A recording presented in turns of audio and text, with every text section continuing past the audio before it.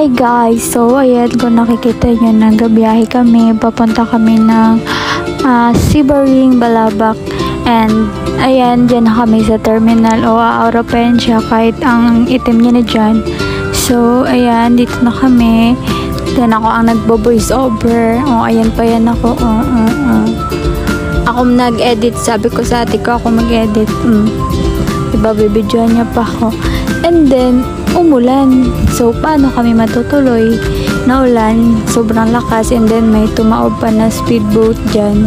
So, may patay nga. Isa, tapos 4 nawawala din, 6 nakaligtas. So, pagtila niyan, yan, pinasakay kami sa bangka, which is yung sasakyan namin. And then, dyan lang kami. Tapos, pinababa kami dyan ng Coast Guard.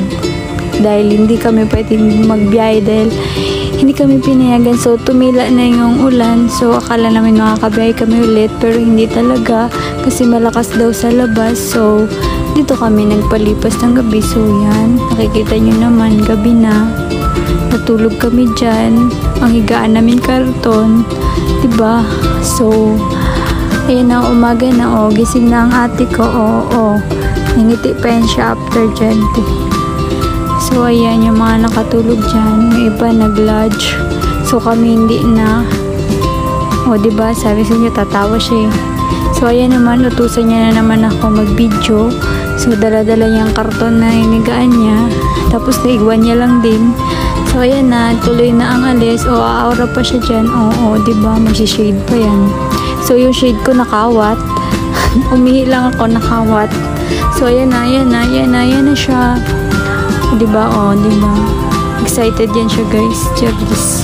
So, sa kaligitnaan, nakikita nyo may ulan. So, nakakatakot, diba? Charis. Nakakatakot naman talaga. Pero nalagpasan din naman. So, guys, bye na. Wait nyo na lang ang part 2.